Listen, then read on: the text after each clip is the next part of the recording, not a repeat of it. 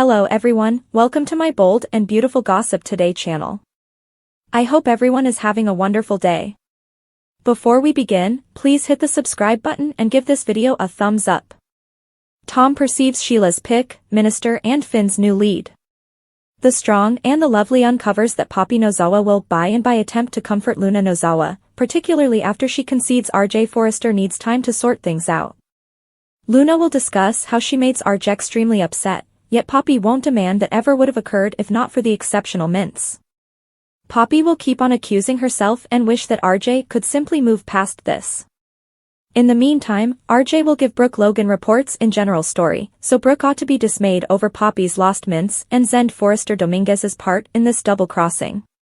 Nonetheless, B&B spoilers say Brooke will hurry to Luna's guard since it's not her shortcoming that she got tranquilized or that she daydreamed that evening. As Brooke attempts to break through to RJ, she'll demand Luna wasn't to be faulted and consider Poppy liable for allowing those mints to fall into her little girl's hands. RJ sees generally that, yet the picture of Luna in Zen's bed is as yet scorched into his mind. It'll be difficult for RJ to let this go, however Brooke will give her all to persuade him and she'll impart a sweet second to Luna later as she takes her hands in a demonstration of help. Then, John F. Finn of Finnegan will concede Minister Sharp made him think, so Elder will demand that is great since he's right. Now that Minister realizes Sheila Carter had a copy named Sugar with motivation to need restitution, he'll give Finn that news and demand it makes sense of a ton. Indeed, even Finn should concede this is all beginning to add up, so he'll join Minister's quest for Sheila.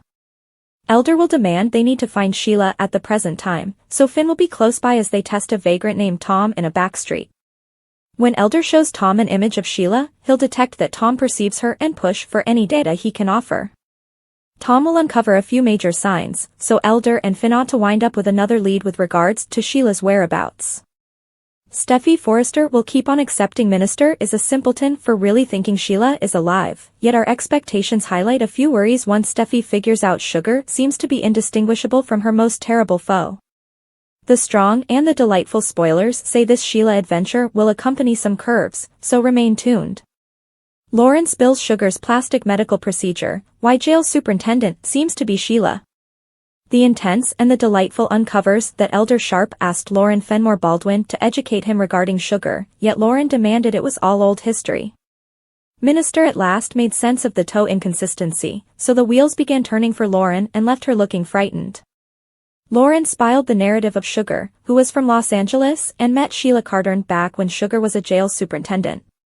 Sugar assisted Sheila with getting away, however at that point Sheila wound up in a psychological foundation for the criminally crazy, or so Lauren thought. It was really Sugar, so Lauren had a flashback where Sheila made sense of how Sugar was fooled into thinking she'd have a little facelift in South America, where the specialists were paid off to make her seem to be indistinguishable from Sheila. Despite the fact that Sugar attempted to let everybody know that she wasn't the genuine Sheila, it just appeared as though she was hallucinating.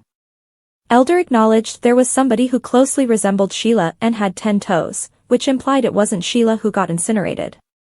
That left Elder reeling as he accepted this as affirmation that Sheila was as yet alive. Next on Friday's B&B episode, Trust Logan, Annika Noel, presented to Kelly Spencer's, Sophia Parras McKinley, neglected goggles to the Bluff House and minded John Finn of Finnegan, leather treater Novlin, too. That prompted Finn's report about Elder Sharp, Sean Cannon, being stuck on the 10 toes he professed to have found in the crematorium. Trust was upset over Elder's dreams and wished her unfortunate father would just let Sheila go. Finn conceded that Minister inquired as to whether portion of him wished his introduction to the world mother was as yet alive, yet he said he let Elder know that it didn't make any difference since Sheila was perished. At Forrester Manifestations, Liam Spencer, Scott Clifton, found a diverted Steffi Forrester, Jacqueline McInnes Wood, so she gave him refreshes on Minister spreading his crazy hypothesis that Sheila was as yet alive. When Liam found out about the 10 toes that Elder said he saw, Steffi contended that he was off base since she took Sheila out herself. Liam brought up there was a full examination on the body, so he didn't see all Elder's endurance talk.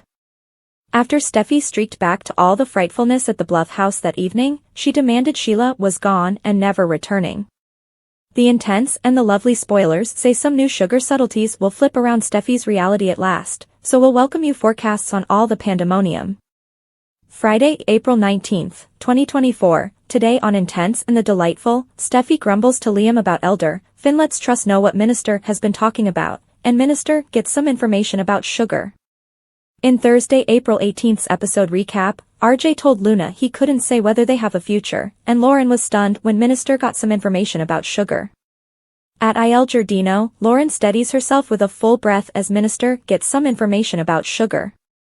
He continues to request replies. Minister gets some information about Sugar B&B. CBS. Lauren gazes. He continues to request. Ultimately, Lauren says Sugar is in prison. She would rather not examine this and advises him to fail to remember it.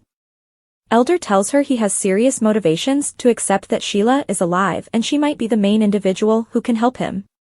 Minister raises 9 toes. CBS. Lauren could do without to be the Sheila master.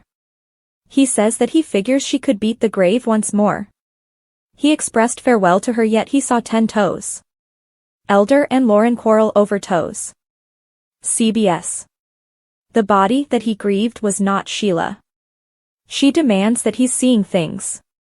That was not Sheila, he says. Shivering, Lauren heaves, Sugar. Lauren heaves Sugar. CBS. She's made a good attempt to quit thinking about her. Sheila met her in jail. She was the superintendent and Sheila persuaded her to help her get away. They were so close they were very much the same. At the point when Sheila was in the psychological ward, she went to see her to affirm it. Lauren expresses tuning up. CBS. He gets them some bourbon and she makes sense of that she thought Sheila was secured however at that point gained from her that Sugar had helped her departure. They ran off to South America and she got a plastic specialist to give Sugar her face. Sugar then, at that point, had her spot in the psychological establishment. At the point when she thought she wasn't Sheila, they just excused her as silly. This actually intends that there is somebody who might be listening with 10 toes who closely resembles Sheila. Sugar, says Minister.